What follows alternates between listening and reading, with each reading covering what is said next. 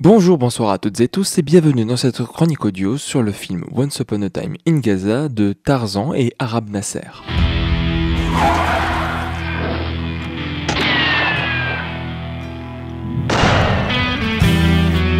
عندك 200 حبة فارت بعطيك النص بس تسلمني اسمه صد اشياء جاهزة. طب ناوي اليوم خلينا نتسهل. صاير شيء شو الوضع مقلقز برا. Au niveau de l'histoire, c'est assez complexe puisque le film a deux parties assez distinctes, dont la seconde est très influencée par la première. Ce que je peux vous raconter, c'est que c'est l'histoire d'une amitié entre un étudiant et un dealer à Gaza en 2007, mais que celle-ci va être entravée par le chemin d'un flic corrompu qui est venu contrarier leurs plans.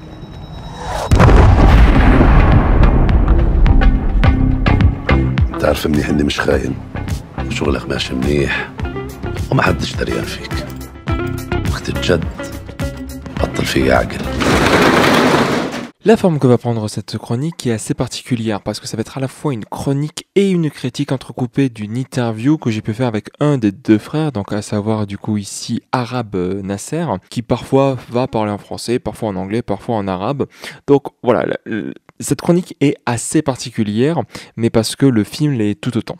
Mon premier point d'accroche sur cette chronique, c'est sur le titre du film, Il était une fois. Et en effet, c'est la formulation qu'on a l'habitude d'entendre dans les contes.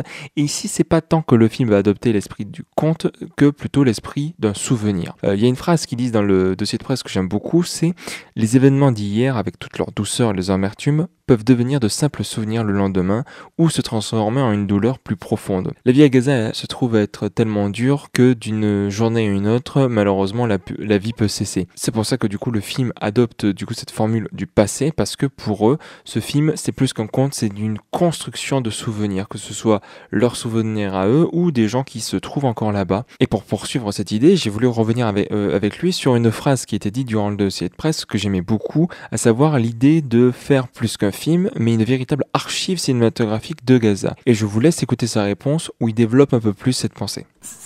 This is our idea about why we are making a film. C'est notre idée About pourquoi on Gaza. fait des films. et des Because archives. we want to archive, as Gaza, there is no beaucoup de film talk about the real life Parce qu'il y a there.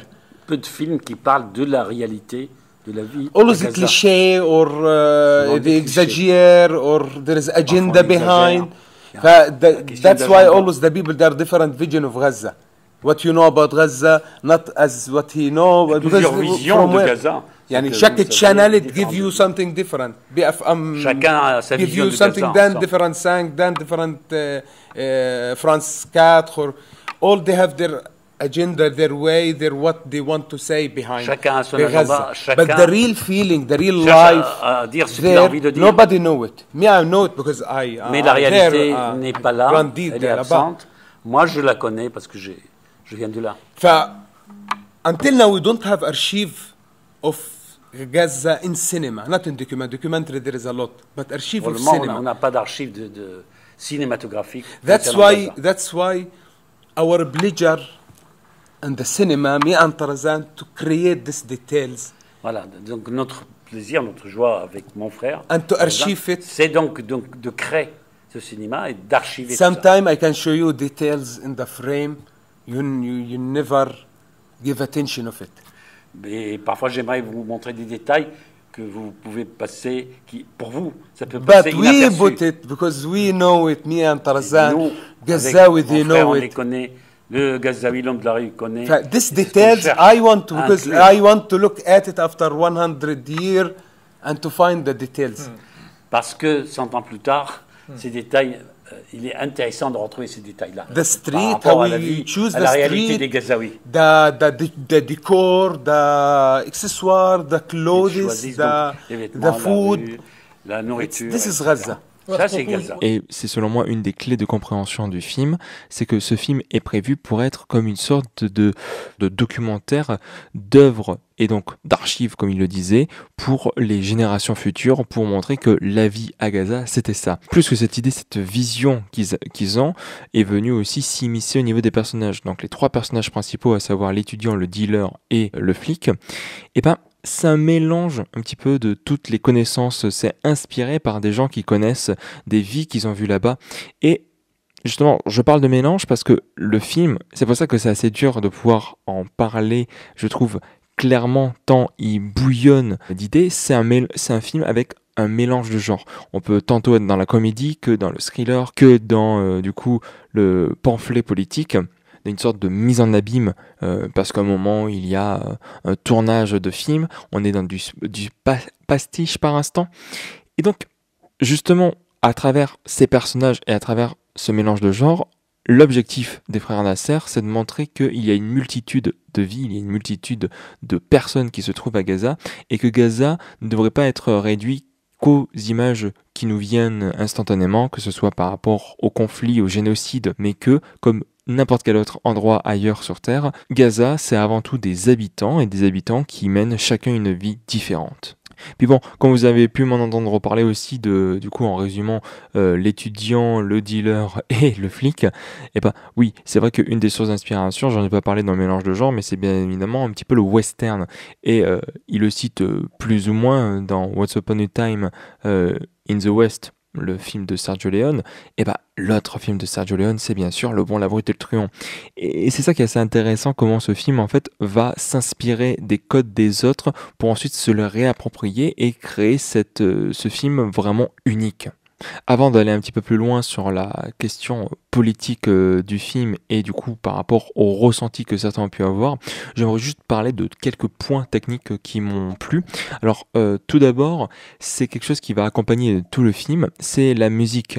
Et si j'en parle, c'est parce que c'est son compositeur Amin Bouafa, qui est un compositeur que j'adore. Il avait composé les musiques d'un film que j'adore aussi, qui est à savoir Gagarine, où il y a du coup 3 ans je crois, c'était Le Sommet des Dieux. Je trouve que c'est un de nos meilleurs compositeurs à l'heure actuelle et chacune de ses partitions sont incroyables. Et là dans le film, ça vient bien accompagner, pas tant la légèreté, mais le film avec cet orchestre qui va venir un petit peu jouer lancinant, qui va revenir tout au long du film. Bon, déjà les réalisateurs disaient que malgré le peu de temps qu'ils avaient, du coup Bouafa avait très vite capté l'ambiance qu'il cherchait à retranscrire. Mais justement, je trouve qu'il y a une ambiance, qu'il y a un peu un décalage par instant entre les scènes qu'on voit et la musique qui vient jouer, mais ça crée quelque chose, justement encore une fois, une question de mélange, et ça c'est quelque chose que je dirais beaucoup, c'est que c'est un film qui mélange plein de choses, qui n'est pas unilatéral, et donc c'est pour ça que je trouve que c'est un petit peu compliqué de pouvoir en parler sur tel ou tel point, parce que c'est un film ultra complet qui a en lui plein de choses, quoi. C'est pour ça que je le dis. Autre chose que j'aime beaucoup dans le film, c'est pas pour rien qu'il a gagné le prix de la mise en scène du coup à Cannes le mois dernier, du coup en section Un certain regard, c'est que effectivement la mise en scène est extrêmement inventive. Alors non seulement comme je vous ai dit en reprenant des codes cinématographiques que l'on connaît déjà, mais aussi je trouve que le film est assez malin, et on en reparlera un petit peu plus tard sur cette volonté qu'ils ont de décrire Gaza. Comme je vous ai dit, Gaza, pour eux, ce sont avant tout des habitants. Forcément, quand on pense à Gaza, on pense à ce qui se passe avec Israël. Et effectivement, le film en parle, ils n'ont pas le choix, et comme il le disait, la politique, on n'a pas besoin de le filmer, parce que simplement en filmant Gaza, on filme la politique. Israël va toujours être filmé comme une toile de fond. Alors ça va être des bombardements qui vont être filmés la nuit, d'extrêmement loin, donc on verra les bombes, voire on ne fera que les entendre, mais jamais les personnages en seront victimes. Et c'est là parce que je trouve que c'est encore plus malin, c'est au niveau des informations qu'on nous donne, en disant, voilà, Israël vient de bombarder tel endroit, il y a eu tant de morts, il s'est passé telle ou telle chose.